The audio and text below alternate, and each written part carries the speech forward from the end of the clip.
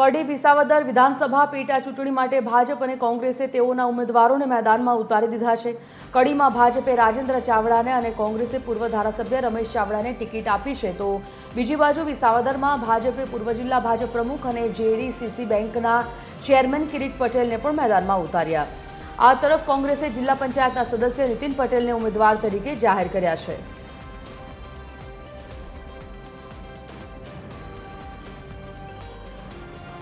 કડી વિસાવદર પેટા ચૂંટણી માટે ભાજપ અને કોંગ્રેસ બંનેએ પોતાના ઉમેદવારોના નામની જાહેરાત કરી દીધી છે। કડી વિધાનસભા બેઠક પર રાજેન્દ્ર ચાવડા અને રમેશ ચાવડા આમને સામને છે। બીજેપીએ રાજેન્દ્ર ચાવડાના નામ પર પસંદગીનો કળશ ઢોળ્યો। આ તરફ વિસાવદર વિધાનસભા બેઠક પર પણ કોંગ્રેસે આજે પોતાના ઉમેદવારના નામની જાહેરાત કરી। નીતિન પટેલ કોંગ્રેસ તરફથી ઉમેદવારી ભરશે, તો બંને પક્ષો ભાજપ અને કોંગ્રેસ બંને પક્ષો એકબીજાની પોતપોતાની જીતનો આશાવાદ વ્યક્ત કરી રહ્યા છે। કિરીટ પટેલ, નીતિન પટેલ વિસાવદર પરથી ભાજપ અને કોંગ્રેસ પક્ષ તરફથી ચૂંટણી લડવાના છે અને સાથે જ રાજકારણમાં પણ સારું એવું પ્રભુત્વ, સારું એવું નામ ધરાવે છે। ખાસ કરી અને કડી વિધાનસભા બેઠક ખૂબ રસપ્રદ બની રહે તેવું લાગી રહ્યું છે। તો આ તરફ વિસાવદર વિધાનસભા બેઠક પર ત્રિપાંખીયો જંગ ખેલાવાનો છે। વિસાવદર બેઠક પર આમ આદમી પાર્ટી તરફથી ગોપાલ ઇટાલિયાનું નામ પણ સામે આવ્યું છે। એવામાં હવે આ જીતનો તાજ કોના શિરે જાય છે તે જોવું રહ્યું। ગુજરાત વિધાનસભા પેટા ચૂંટણીને લઈને આવી રહ્યા છે મોટા સમાચાર। 19મી જૂને ચૂંટણી યોજાવાની છે। આ બંને બેઠકો પર જ્યારે ખાલી પડેલી બેઠકો પર પેટા ચૂંટણી 19મી જૂને યોજાવાની છે, એવામાં આજે ઉમેદવારી પત્ર ભરવામાં આવશે। આવતીકાલે ચકાસણીનો દિવસ અને 5મી જૂને ઉમેદવારી પત્ર પરત ખેંચવાનો અંતિમ દિવસ છે, એટલે કે 5મી જૂન સુધી રાહ જોવી પડશે। આ 5મી જૂન સુધી ઉમેદવારોના નામમાં અથવા તો ઉમેદવારોમાં કોઈ ફેરફાર થવાની સંભાવના, જો કે એ ચિત્ર 5મી જૂને સ્પષ્ટ થઈ જશે। હાલ તો બંને પક્ષોએ પોતપોતાના ઉમેદવારોના નામ જાહેર કર્યા છે અને બંને પક્ષો પોતપોતાના જીતનો આશાવાદ પણ વ્યક્ત કરી રહ્યા છે।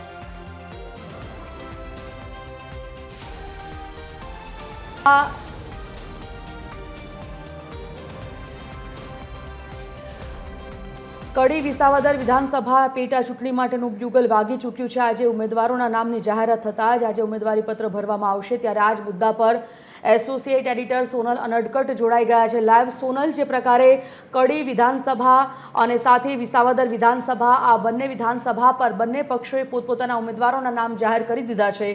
બંને પક્ષો પોતપોતાની જીતનો આશાવાદ પણ વ્યક્ત કરી રહ્યા છે, પરંતુ જે નામોની જાહેરાત કરવામાં આવી છે વિસાવદરમાં ત્રિપાંખીયો જંગ, કારણ કે ગોપાલ ઇટાલિયાનું નામ પણ સામે આવ્યું છે ઉમેદવાર તરીકે। શું લાગી રહ્યું છે, આ જંગ કેટલો રસપ્રદ બની રહેશે? સંજીવની, આ જંગ ચોક્કસપણે રસપ્રદ એટલા માટે કહી શકાય કેમ કે ભાજપે ગત મોડી રાત્રે તેના બંને ઉમેદવારોના નામ જાહેર કર્યા।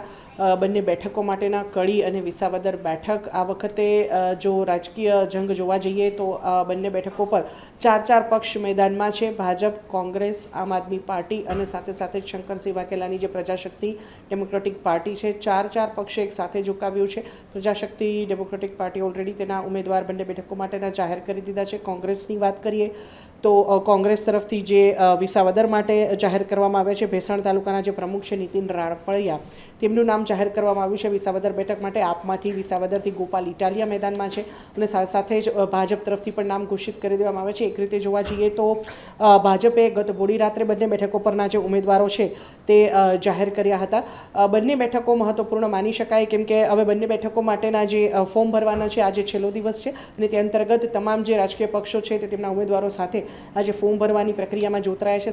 સાથે જ મહત્વપૂર્ણ છે કે વિસાવદર બેઠક પર જે સ્થાનિક માર્કેટિંગ યાર્ડના વ્યાપારીઓ છે તેમજ અન્ય જે ખેડૂતો છે તેમના તરફથી આજે રજા જાહેર કરી અને તેમનું જે સમર્થન છે તે ભાજપના ઉમેદવારને ઘોષિત કરવામાં આવ્યું છે. એટલે મહત્વપૂર્ણ માની શકાય કે વિસાવદરની બેઠક પર ભાજપનું જે પલડું છે તે ભારે દેખાડવાનો જે પ્રયાસ છે તે સ્થાનિકો તરફથી અને પક્ષ તરફથી પણ કરવામાં આવી રહ્યો છે. મુખ્યમંત્રી પણ ત્યાં પહોંચ્યા છે. ઉમેદવાર ફોર્મ ભરે તે પહેલાં સભાનું કદાચ આયોજન થાય અને ત્યારબાદ જે ફોર્મ ભરવાની પ્રક્રિયા છે તે આગળ વધારવામાં આવે તેવું કહી શકાય. એટલે જે રીતે અત્યારે સમીકરણો સામે આવી રહ્યા છે, બંને બેઠકો મહત્વપૂર્ણ માની શકાય. જે તારીખ છે તેની જો વાત કરીએ તો વિસાવદરની અને કડીની જે બેઠકની ચૂંટણી છે તે 19મી જૂને તેના પર મતદાન થવાનું છે ને તે પહેલાં આજે ઉમેદવારી પત્ર ભરવાનો અંતિમ દિવસ છે ને 3 જૂને આવતીકાલે જે ઉમેદવારી પત્રોની ચકાસણી કરવામાં આવશે અને ત્યારબાદ 5 જૂન સુધીમાં ઉમેદવારી પત્ર જે છે તે પરત ખેંચી શકાશે અને 5 જૂને આખરી ઉમેદવારી યાદી છે તે જાહેર થશે. એટલે કે 5મી જૂને જે ચિત્ર છે તે સંપૂર્ણપણે સ્પષ્ટ થઈ જશે. પણ મહત્વપૂર્ણ છે કે ભાજપ અને કોંગ્રેસ બંને માટે જે આ ખરાખરીનો જંગ છે, એક પ્રતિષ્ઠાનો જંગ માની શકાય. બંને બેઠકો પર પેટા ચૂંટણી આયોજિત થઈ છે અને હવે જોવાનું એ રહે છે કે કયા પક્ષ ઉપર લોકો પસંદગી ઉતારે છે, કેમ કે બંને બેઠકો પર જે તમામ રાજકીય પક્ષો છે તેમના તરફથી નામ ઘોષિત કરી દેવામાં આવ્યા છે અને આજે ફોર્મ ભરવાનો છેલ્લો દિવસ છે. જી ધન્યવાદ જાણકારી બદલ. તો કડી વિધાનસભા, વિસાવદર વિધાનસભા સીધો જંગ 19મી તારીખે જામવાનો છે. ત્યારે જોવાનું રહ્યું કે મતદારો પોતાની પસંદગીનો મિજાજ કઈ તરફી રાખે છે.